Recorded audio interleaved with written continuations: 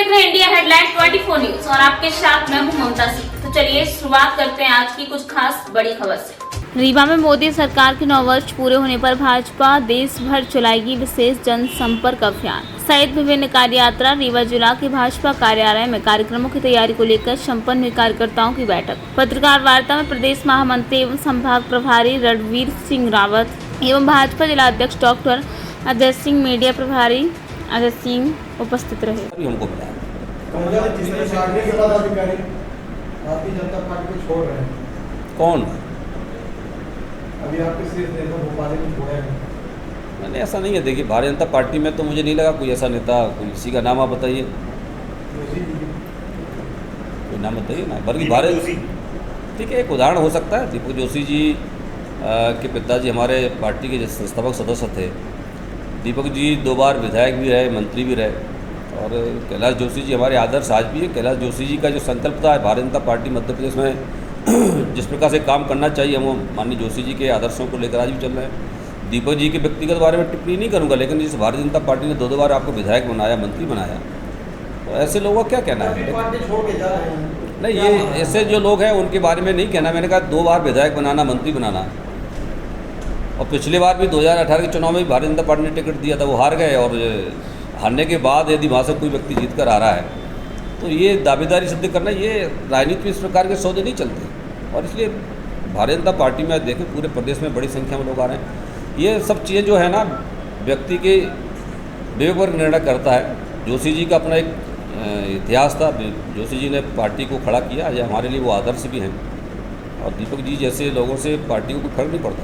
कमलनाथ जिस तरह से घोषणाएं कर रहे हैं बड़ी-बड़ी, उससे कहीं ना कहीं आगामी चुनावों को लेकर चुनावों में भारतीय जनता पार्टी सरकार बनने के बाद हमेशा ही विधानसभा चुनाव, हर चुनाव के लिए हमेशा तैयार रहती है, क्योंकि चुनाव सामने। उस दृष्टि से भी हम लगातार हमारा प्रदेश का संगठन, बूथ विस्तारक अभियान, हर बूथ पर हमारी मजबूत इकाई बने, उसके लिए हमने अभियान चलाया था। और रीवा जिले में ये अभियान हमारा बहुत सफलता के साथ हमने संपन्न किया है।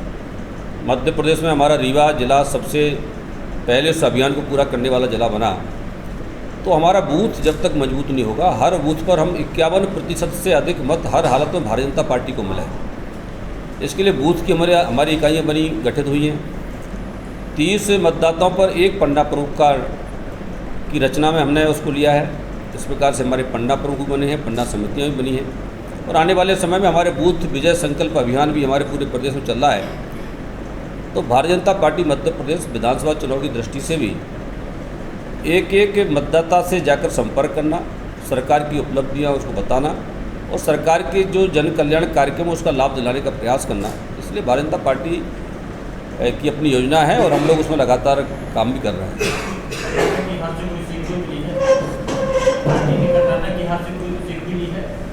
नहीं, देखिए, भारतीय जनता पार्टी मध्य प्रदेश का जो हमारा संगठन है एक अलग प्रकार का संगठन है। कर्नाटक मध्य प्रदेश से बहुत दूर है। हमारे लिए यदि शिक्षा लेना तो हमारे लिए गुजरात है, उत्तर प्रदेश है, हम उसकी बात करें। कर्नाटक में जो परिस्थितियाँ थी उसका मध्य प्रदेश को लेना देना नहीं है। तो मध्य प्रदेश का 2003 का जो दिग्विजय का दौर का मध्य प्रदेश था, जिस प्रकार से बर्बाद मध्य प्रदेश को भारतीय जनता पार्टी ने आबाद किया है, विकास के रास्ते पर लाने का काम किया है, गरीबों के लिए काम किया है, सड़कों के लिए काम किया, सिंचाई के लिए काम किया है। ये हमारा एक अलग मध्य प्रदेश की हमारी परिस्थितियाँ हैं। और पूरा प्रदेश की जनता जानती है कि किस प्रकार से 15 महीने की सरकार कमलनाथ जी की आई। वो 15 महीने का टेस्ट भी जनता के सामने है। दिग्विजय सिंह का 10 साल और कमलनाथ के 15 महीने, ये दोनों कार्यकाल की तुलना जब हमसे करते हैं तो वो कहीं हमारे सामने टिक नहीं पाते। इसलिए मध्य प्रदेश और कर्नाटक के इलेक्शन का कोई संबंध नहीं है।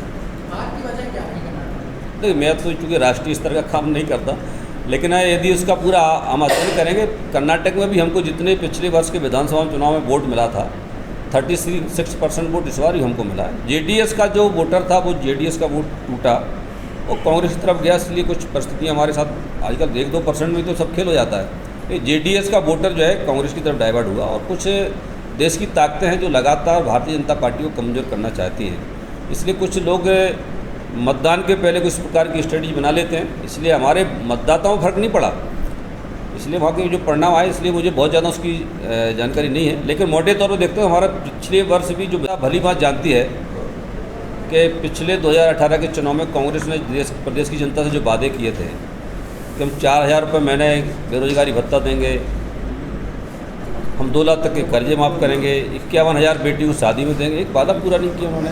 इसलिए वो सब प्रदेश की जनता को हम बता भी रहे हैं और प्रदेश की जनता जानती भी है कि इनको करने लायक बनना नहीं है, इसलिए झूठी घोषणा करने में क्या फ़र्क पड़ना है।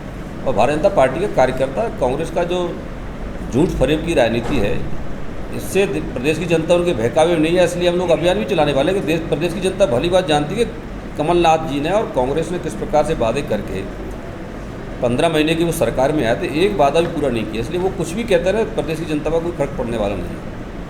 नेता प्रतिपक्ष गोविंद सिंह ने प्रधानमंत्री मोदी को मोहम्मद बिन तुगलक की संज्ञा दी।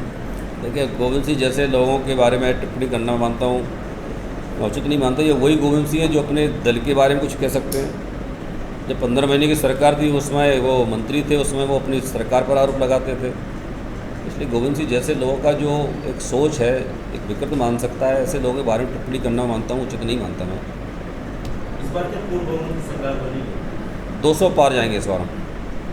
विभिन्न क्षेत्र में सत्ता विरोधी लहर देखने को मिल रही है। आपके कई विधायक ऐसे हैं जिनसे जनता नाखुश है, फील्ड में नहीं जा रहे हैं। देखिए, पार्टी के पास हर चीज़ का आकलन है और देखिए, चुनाव के पहले सभी वर्गों का ये प्रयास होता है कि सरकार हमारे लिए और अच्छा करे। लेकिन मैंने कहा, जब तुलना करने का जब विषय आता है, जब विधानसभा का चुनाव आएगा और जब लोगों के वक्त सामने 2 विकल्प होंगे कि कमलनाथ को चुनना है या शिवराज सिंह चौहान को चुनना है, भारतीय जनता पार्टी को चयन करना है, कौन चयन करना है, टिकट बंटवारे पर कोई उस पर देखिए पार्टी अपना इस प्रकार का जो निर्णय होता है, हमारा केंद्रीय समिति है, प्रदेश की समिति है, वो सब विचार करती है। पार्टी का अपना एक तंत्र है, एक पद्धति है, उस पर हम उस आधार पर निर्णय करते हैं। इसलिए इस प्रकार का कोई माहौल नहीं है। लेकिन कुछ लोग, मैंने कहा, कांग्रेस के लोग इस प्रकार का षड्यंत्र करके इस प्रकार की बातें करते हैं। भारतीय जनता पार्टी में कोई एंटी इनकम्बेंसी नहीं है। 15 महीने का उदाहरण पर्याप्त होने के लिए। 70+ टिकट देने की जो बात की है। वक्त हो गया एक छोटे से ब्रेक का। ब्रेक के बाद फिर से हाजिर होंगे ऐसी कुछ खास बड़ी खबरों के साथ। तब तक के लिए नमस्कार। हर खबर की अपडेट पाने के लिए आप हमारे चैनल को सबसे पहले सब्सक्राइब करें।